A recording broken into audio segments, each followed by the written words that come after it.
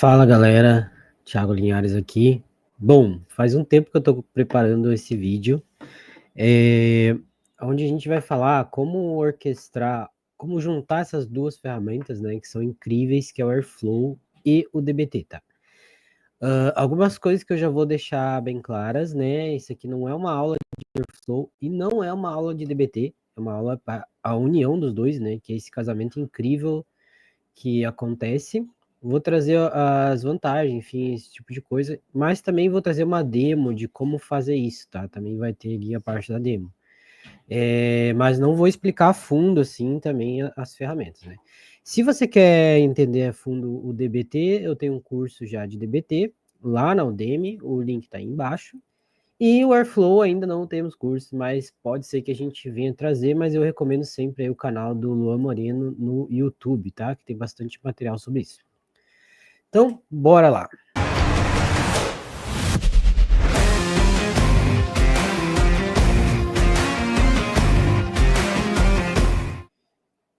Eu me chamo Thiago Linhares, eu trabalho como engenheiro de dados. Eu era de outras áreas, né? Então, principalmente área financeira, trabalhei muitos anos em área financeira. Já trabalhava com dados, né? Mas ali uma coisa mais diária mesmo, questão de Excel, umas macros, umas fórmulas e tudo mais. E faz uns anos aí, vão fazer 4 anos, que eu migrei de fato para dados, tá? Então, comecei a evoluir bastante, comecei a usar ali muita coisa bem avançada.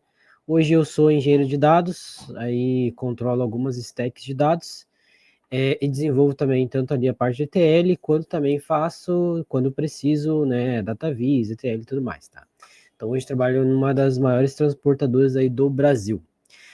Trabalho muito com ETL, né, SQL, DevOps e tudo isso, tá? Então hoje eu já tenho aí um conhecimento legal, né? Claro que eu estou sempre aprendendo, e quero aprender cada vez mais, tá? Eu já uso hoje o DBT e o Airflow no meu dia a dia no trabalho.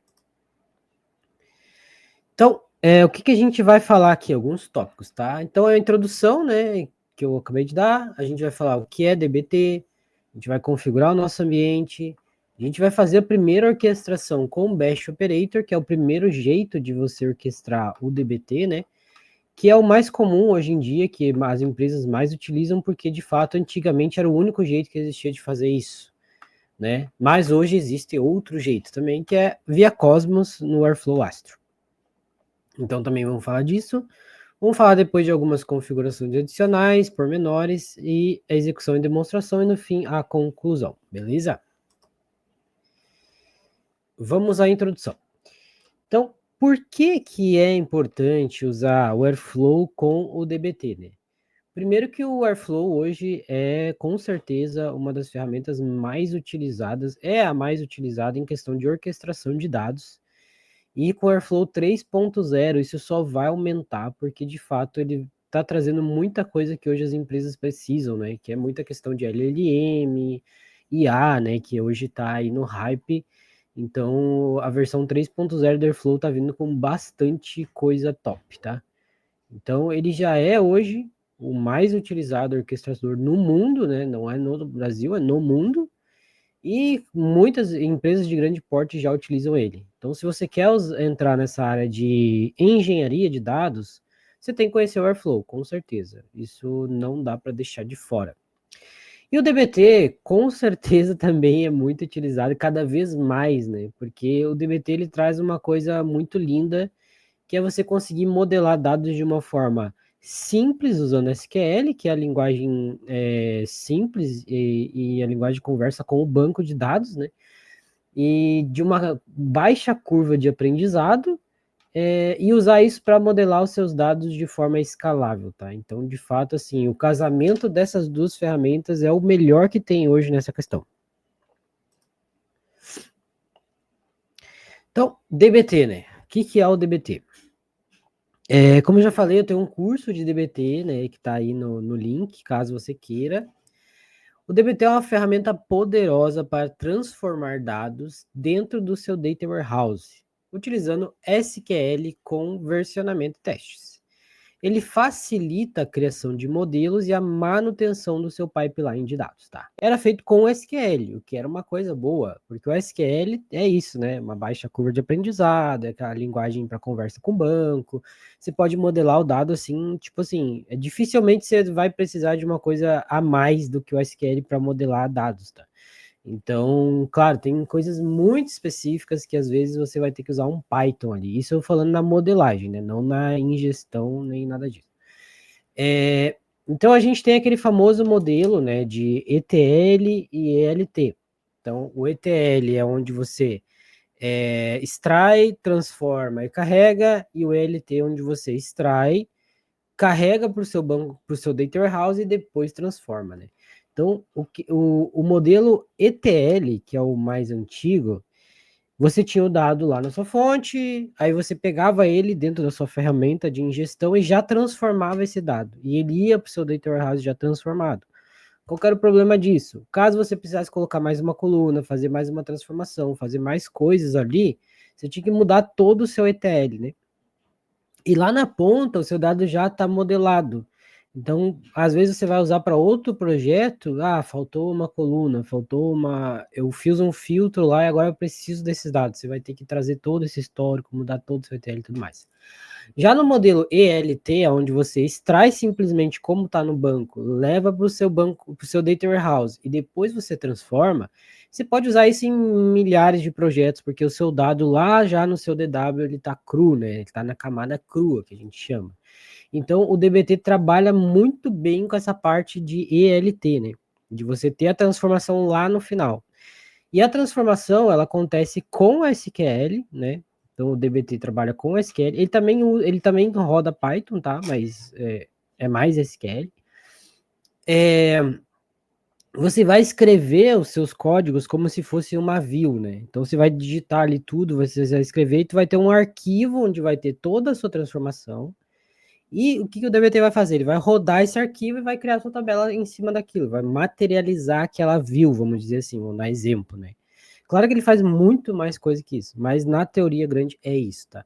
E como esse seu arquivo, como a sua transformação, ele está no arquivo ali, o que você pode fazer? Você pode casar o DBT com o Git, né? Então você tem um arquivo onde tem sua modelagem, você casa com o Git, você tem então o versionamento de código. Então você pode ter várias pessoas trabalhando no seu repositório, versionando todo aquele seu código, então você tem todo o rastreio de todo o seu código, né? Imagina fazer isso via Procedure, por exemplo, né? Que é um modelo utilizado aí, que até inclusive eu estava falando que ali nos meus projetos antigos o pessoal usava isso, né? Procedure e views. Então alguém vai lá, mexe no banco, mexe na view, muda alguma coisa, faz o deploy direto em produção, né? E depois ninguém sabe quem mudou, nem sabe o que mudou, né? Então fica essa coisa muito perdida, assim, você não tem muito controle do que está acontecendo, tá? E o DBT já não. Ele vinculado com o Git, você tem total controle, você pode fazer PR, você pode fazer ali o ambiente de desenvolvimento, o ambiente de produção, você pode ter aprovadores entre meio, né? Então, só vai para produção quando tiver a aprovação. Você pode ter CI/CD rodando para testar esse código, testar code style e tudo mais. E o próprio DBT, ele roda testes, ele roda para ver se não vai quebrar os modelos dessa modificação que foi feita, né? Então, assim, o DBT, de fato, hoje é a melhor ferramenta de modelagem que existe, na minha opinião, tá? Eu gosto muito de trabalhar com ele, trabalho com ele no meu dia a dia, tenho desenvolvedores trabalhando com ele, várias pessoas, né? E funciona muito bem, principalmente com o Git para versionamento. Ele também traz Lineage, né? Enfim, e tudo isso, tá? Até, isso aqui, que eu tô falando é Lineage, ó. Então, o que acontece? Você tem aqui um modelo, né, do DBT, e ele mostra todos os modelos encadeados a ele. Então, esse modelo depende de outro modelo, depende de outro modelo, depende de outro modelo. Então, quando você chega lá na sua fato final, lá no seu BI, eu quero saber o que usa essa fato. Você vai no Lineage, bota a sua fato lá e você vai ver todo o rastreio de tudo que acontece, aquela árvore, né, de desenvolvimento. Ele mostra modelos codependentes também, né? Você pode estar com um erro lá no final e ter um modelo codependente que está com esse erro. Ele traz a documentação, né? Então, junto com esse Lineage aqui, que também é uma documentação, ele traz ali toda a documentação. Então, ele vai trazer para você o nome, o nome das colunas, o que cada coluna faz e tudo mais, e tudo isso. Então, tipo assim, lá no curso de DBT eu mostro isso detalhadamente, como criar tudo isso, como montar tudo isso do zero. Então, de fato, hoje, se a sua empresa modela dado e não usa o DBT, você não está, né, no jeito moderno, vamos dizer assim, né, que é o Modern Data Stack. Então, você não está trabalhando aí numa plataforma moderna de dados. E plataforma moderna de dados não é só, né, ferramentas. Isso aqui traz para você governança, traz para você documentação, traz para você, né, controle de versão, traz para você todas essas coisas que às vezes você, né, pena muito para trazer. Então pensa comigo, eu sempre falo isso. Você pode fazer tudo isso que eu falei, ter governança, ter versionamento, ter tudo isso sem o DBT. Mas para você poder fazer isso sem o DBT, você vai precisar no mínimo umas 5, 6 ferramentas e algumas gambiarras, né? Então imagina você fazer versionamento de procedure, imagina você fazer governança de quem que mudou essa procedure, tudo isso você vai ter que fazer meio aí na gambiarra, tá? E com o DBT tem tudo isso nele, tá? Então, de fato, assim, ó, é muita vantagem você trabalhar com o DBT hoje, tá? E ele é open source, então ele tem a versão DBT Core, que é open source, né? Você pode subir aí no seu ambiente de graça. E claro, ele também tem a versão cloud, né? Que é paga daí, DBT Cloud, que ela é paga, né? Mas traz também várias vantagens e, sendo bem sincero, às vezes vale muito a pena você também ir para a versão cloud, né? Que lembrando que a versão core, né? Tudo fica nas suas mãos, você vai ter que fazer todo o versionamento, toda a questão de infraestrutura para isso subir, né? É tudo na sua mão, né? Na mão da sua equipe. Então, às vezes, você ter uma pessoa que tem todo esse conhecimento sai mais caro do que você pagar uma mensalidade e ter tudo isso na nuvem e simplesmente ter todo mundo ali desenvolvendo, tá? Então, esse é o DBT, tá? Uma ferramenta incrível. Se você não conhece, recomendo você conhecer. E aí temos o Apache Airflow. Cara, eu gosto muito do Apache Airflow, tá? Porque ele é totalmente versátil, né? Então, o que, que o Apache Airflow é? Bem no resumo. Apache Airflow é uma plataforma de orquestração de workflows que permite agendar, monitorar e gerenciar pipelines de dados. Ele é completamente utilizado para coordenar tarefas, dependências em ambientes de dados, tá? Então isso aqui é muito simplista, né? O Airflow, cara, em resumo, ele orquestra qualquer coisa. E o que, que é legal dele? O Airflow ele trabalha totalmente com Python. Então, se tu sabe Python, tu faz qualquer coisa dentro do Airflow. Se tu não sabe Python, tu também faz muitas coisas no Airflow. Por quê? Porque o Airflow ele traz várias facilidades, tá? Eu vou ser bem sincero com vocês, quando eu iniciei, não conhecia o Airflow, né? E na stack que eu fui trabalhar tinha o Airflow já, e eu não manjava nada de Python. Mas eu conseguia entender o que ele estava fazendo. Por quê? Porque lá, no caso, a gente usava um carinha do próprio Airflow, que é o DAG Factory, né? Onde ele cria ali as DAGs automaticamente, tá? Então, tipo, isso aí facilita muito. Você pode usar YML, enfim, para configurar. Mas assim, o Airflow, cara, ele é um orquestrador, tá? E ele pode orquestrar qualquer coisa. Ele pode orquestrar comandos, pode orquestrar arquivos, pode orquestrar os arquivos Python, né, onde você pode extrair de API, pode extrair de banco, pode extrair de fazer web crawler, você pode fazer qualquer coisa. Ele trabalha muito bem com Kubernetes, né, então você pode trabalhar ele gerenciando pods dentro do Kubernetes, né, então você pode ter uma infraestrutura onde o Airflow fica rodando, e quando ele vai rodar uma carga, ele abre um novo pod, coloca a imagem lá que tu quer, roda a carga e mata o pod, e tudo isso gerenciado pelo Airflow. Ele mostra ali a questão de dependências, mostra a questão de erro, envia alertas de erro, em e-mails, né? É, ele pode ser esquedulado, né? Ele pode ter seu agendamento dele via Chrome, via, inclusive, personalizado via Python. Tem um cara muito legal de orquestrar que pouca gente conhece. Tem um vídeo aí no meu canal falando de datasets no Airflow, que é onde você consegue encadear várias DAGs, né? Então você tem, se essa DAG terminar, tu roda essa. Se essa DAG terminar e der erro, tu roda essa. Tipo, tudo automatizado. Então tu não vai precisar ter cron em várias DAGs, tu vai ter cron numa só e ela mesma vai chamando toda a cadeia, né? Ele cria ali um dataset, como se fosse uma árvore, para ficar chamando coisas. Isso aqui é muito interessante, tá? Se você quiser ver o vídeo aí no canal. Cara, é simplesmente uma ferramenta incrível, tá? Open source também, né? Então é uma ferramenta que nasceu no Airbnb, tá? Eles criaram ela para poder fazer o desenvolvimento e orquestrar os pipelines deles. E ela virou uma ferramenta incrível, aí colocaram para open source e ela ficou aí abaixo da licença da Apache, né? Então hoje é uma ferramenta muito utilizada. Cara, em questão de orquestração, é a ferramenta mais utilizada no mundo, tá? Então você vai trabalhar para fora, vai trabalhar nos Estados Unidos, Canadá, Europa, Airflow também todo mundo usa, beleza?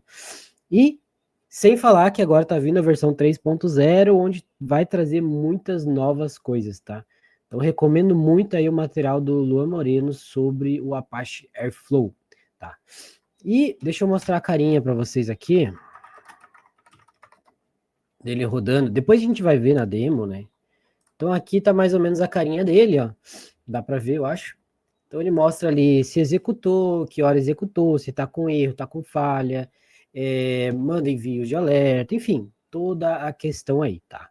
Então a parte Airflow de fato é muito top, ferramenta aí que qualquer pessoa que quer ir para engenharia de dados tem que conhecer, cara, tem que conhecer de fato, não tem para onde escapar, beleza?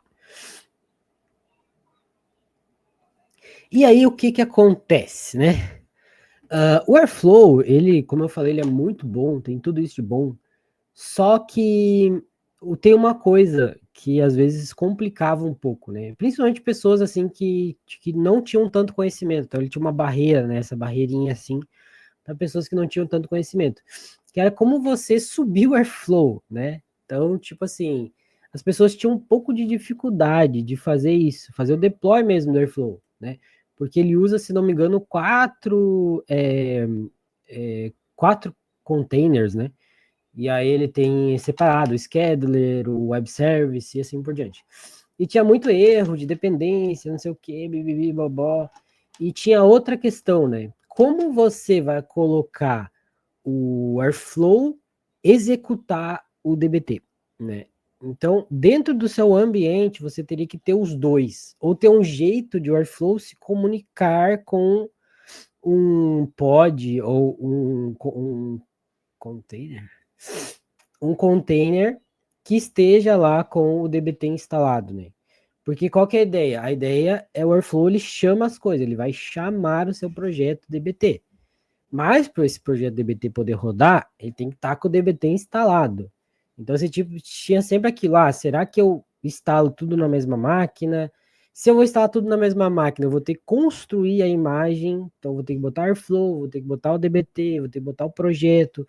Como que eu vou fazer ele sincronizar com o Git, por exemplo, se o meu projeto está lá no Git? Cara, tinha umas complicaçõezinhas ali, tá? Então, o Airflow, como eu falei, ele é open source, né? Mas existe uma empresa chamada Astronomer, tá? Essa empresa aqui, ó. Vou até botar português aqui para vocês verem. Tá? Então, a Astronomer, ela tá trabalhando muito bem com o Airflow, né? Então, ter aí o Airflow gerenciado dentro da Astronomer. Assim como você pode ter o Airflow gerenciado na AWS, o Airflow gerenciado na GCP, o Airflow gerenciado na Azure também, tá? Tem nessas três clouds também. Mas a Astronomer foi além, né? Ela, além de gerenciar o Airflow, ela trouxe vários novos conectores, enfim, várias novas coisas para poder trabalhar com o Airflow, tá? E aí, aqui, ó. E aí, o que acontece? Com isso, né? Porque quando a gente pensa em deploy, a gente não pensa só em deploy local, né? É legal a gente ter o deploy local, com certeza, para a gente fazer testes e tudo mais, mas em ambiente de produção você não vai trabalhar na sua máquina, você vai trabalhar em servidores, né? Você vai trabalhar na nuvem, enfim, provavelmente você vai trabalhar com um ambiente cloud, ou se for um ambiente on-premise, e você vai trabalhar dentro de um servidor, você não vai trabalhar dentro da sua máquina, tá? Então, o Astronomer vem para trazer isso, tá? E aí acabou que o Astronomer também criou um carinha chamado Astro. O que o Astro é, tá? Deixa eu botar em escuro aqui. O Astro é um jeito de tu subir o Airflow muito mais simples, tá? Então você instala ali um programinha, o Astro CLI, né? Então você pode instalar ele tanto no Windows quanto no Linux, e se eu não me engano também no Mac. E aí você simplesmente dá um comando e ele sobe todo o seu Airflow, sobe tudo. Então ele bota ali todas as dependências, tudo mais, ele faz o pull ali das imagens e ele sobe tudo. Então ficou muito mais fácil de você fazer o deploy. Inclusive você pode subir local ali para testar, fazer alguma coisa e tal, mas ele também é possível e também funciona muito bem em deploy de produção. Você pode subir ele lá numa EC2, por exemplo, você pode subir ele numa VM, você pode subir ele onde você quiser, tá? Então, ele facilitou demais a vida para quem trabalha com Airflow, ainda mais, né, na questão de deploy, tá? E outra que ele traz ali um Airflow muito mais moderno e com umas funcionalidades a mais, beleza? Então, nesta aula a gente vai usar o Astro, o Airflow Astro, tá? Para fazer o deploy. Outra coisa que está escrita nesse slide, que é o Cosmos. O que é Cosmos? Ó? Recentemente surgiram ferramentas que facilitam a integração entre DBT no Airflow, como o Cosmos, que permite gerar tarefas DAGs de forma simplificada. E o Airflow Astro, que é uma versão gerenciada do Airflow da plataforma da Astronomer, vamos ver como utilizar essa integração para deixar nossos pipelines ainda mais eficientes. Então, beleza, eu falei do Airflow Astro, né, que é esse da Astronomer, e agora eu vou falar do Cosmos. O que é o Cosmos? A Astronomer facilitou muito essa questão de você fazer o deploy do Airflow, isso a gente já viu, mas ainda assim eu tinha a dificuldade de rodar o DBT dentro do Airflow. Por quê? Porque eu tinha que rodar via Bash Operator. Então, eu tinha que fazer o quê? Eu tinha que. O DBT, quando você vai rodar, você bota DBT, run e roda. Então, quando você ia fazer isso no Airflow, você simplesmente fazia a mesma coisa. Você dizia para ele o seguinte: ó, a cada 1 hora você vai lá e vai rodar DBT, run e o modelo, que é a mesma coisa que o usuário faz. Tá? Só que isso não ficava muito escalável. Por quê? Porque, primeiro, que ele rodava e só trazia o log, né? Era difícil você selecionar os modelos, às vezes você tinha que usar tags, às vezes você tinha que usar exclude, né? Imagina hoje eu, por exemplo, trabalho, eu tenho 900 modelos. Cara, eu não consigo rodar tudo ao mesmo tempo, eu tenho que rodar projetos separadamente. Então, para fazer isso, eu tenho que usar tags, né? Para eu dizer, ó, esse projeto tu roda agora, esse projeto tu roda agora. Às vezes essas tags se misturam, daí eu tenho que dizer, ó, tu roda esse projeto, mas dentro dele tu não roda isso. Daí eu uso um exclude, né? Então, meus filtros ficam absurdos, imagina. E gerenciar isso complica muito, né? Então, surgiu o Cosmos, tá? O Cosmos é um jeito novo de você rodar o DBT dentro do Airflow, tá? Então, você vai ver ali que a gente faz DAGs muito mais simplificadas. Você consegue fazer filtros melhores e rodar os modelos apenas que você quer. E outra coisa, ele traz na tela o que está rodando, né? Porque antes, para você saber, eu rodei 800 modelos, mas eu não sei o que é staging, eu não sei que modelo rodou, eu só sabia no log. Então eu tinha que deployar log para saber se rodou, não rodou, deu erro, não deu tal. Agora não, ele separa totalmente os modelos, ele cria uma árvorezinha ali, e aí você sabe, esse modelo rodou, esse aqui deu erro, eu posso rodar só desse modelo para frente, não preciso rodar todo o resto. Então eu vou até mostrar para vocês aqui a carinha dele, ó. Aqui, ó, uma imagem, ó. Então, por exemplo, aqui, ó, tá rodando, ó, e ele mostra os modelos separadamente, tá vendo? As codependências dos modelos e o que ele vai rodar depois, ó. Então, se esse modelo aqui quebrou, por exemplo, eu sei exatamente que esse modelo quebrou, eu posso rodar dele para frente, tá?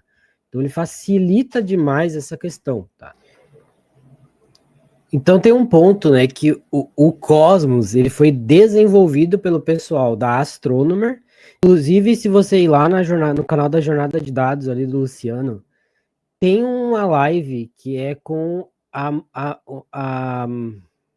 esse é o nome da mina. Com a Tati, que ela é Software Engineering na Astronomer, e ela é a responsável, enfim, por esse projeto do Cosmos, tá? Então, se você quiser dar uma olhada, ela explica muita coisa ali também, tá? Então, assim, o Airflow, o Cosmos, ele é desenvolvido pelo pessoal da Astronomer e ele funciona, ele é muito melhor, muito mais compatível com o Airflow Astro, que é da Astronomer, tá? Até porque quando você vê a imagem lá que o Airflow Astro usa, ele não usa a imagem do Airflow em si, ele usa a imagem da Astronomer, que lá dentro tem o Airflow, claro, mas tem toda uma questão de dependências ali, tá? Tem como você colocar o Cosmos dentro de uma versão comum do Airflow, mas aí você vai ter que trabalhar ali com o gerenciamento de dependências, tá? Vai dar um trabalho bem a mais. Então, por isso que eu recomendo você já usar o Airflow Astro, que já tem tudo isso e muito mais, e vai também ajudar a compatibilidade ali com o Cosmos, beleza? Então é esse cara que a gente vai usar aqui nessa aula. E é isso, vamos para a configuração do ambiente. Agora vem a parte legal da aula. Vamos para o Hands-on. O que eu vou usar aqui, galera? Eu estou no Windows, sim, estou no Windows. E eu vou mostrar para vocês esse cara aqui, ó. Tá? Então, o que eu estou usando? O que eu vou usar aqui? Eu vou usar o WSL no Windows. O que é WSL, pelo amor de Deus? É o subsistema Linux dentro do Windows. Então, você vai ter um Linux dentro do Windows. Ah, por que fazer isso? Eu poderia instalar tudo direto no Windows? Cara, poderia, mas eu não recomendo. Primeiro, quando eu dou curso, normalmente, ou até aqui no meu canal, né? Eu normalmente trabalho ali com as coisas dentro do Linux. E as pessoas vêm me perguntar: eu posso fazer isso no Windows? Posso fazer no Windows? Eu só trabalho com Windows. Beleza, galera, você pode sempre fazer no Windows, tá? Mas qual que é a questão, né? Quando você trabalha em ambiente de produção, você não pode ficar amarrado ao Windows, porque o Windows é uma quantidade grande, né, nos desktops aí, ele domina bastante os desktops, mas falando de servidores e ambientes cloud, você vai trabalhar com Linux, você não vai trabalhar com Windows. Você não vai entrar lá no servidor e instalar o negócio via exec. Provavelmente você vai ter que trabalhar com command, né? Com bash operator. Você vai trabalhar com bash, com terminal, com esse tipo de coisa. Então esse cara aqui ele ajuda muito. Por quê? Porque você continua no seu Windows, você está ali no seu Windows comum, do dia a dia, e você tem um Linux dentro dele. Né? E não é uma máquina virtual, então você não precisa instalar o VirtualBox, VMware, tudo mais, tá? Se você quiser fazer máquina virtual, eu também tenho aqui, não tem problema nenhum, tá? Então esse cara aqui, ele vem em umas versões novas do Windows e ele tá ajudando muita gente. Inclusive eu tenho um vídeo no canal falando sobre WSL, tá? Então aqui a gente vai usar a WSL, por quê? Porque você vai continuar podendo usar o seu Windows, ele inclusive ele fica conectado com o Docker do Windows, então você vai poder abrir o Docker ali, aquele ambiente gráficozinho ali do Docker, né? Para você ver tudo funcionando, tudo mais, enfim, tá? Então, o legal é isso, que ele tá dentro do seu Windows e ele integra aqui embaixo, ó, você pode ver, ó, ele integra com o Docker e integra com o VS Code. Então você pode trabalhar com o Docker dentro do seu Windows, que ele vai estar integrado nessa máquina Linux, e você pode trabalhar dentro do seu VS Code integrado nessa máquina Linux dentro do seu Windows, tá? Para poder instalar isso aqui, você tem que estar nas versões, se eu não me engano, acho que 10 para frente do Windows. Você tem que ativar algumas coisas ali dentro do Windows para ele funcionar, mas nesse vídeo que eu falei para vocês, tem tudo lá. Eu vou botar todos os links aí embaixo, porque eu já mencionei algumas coisas, tá?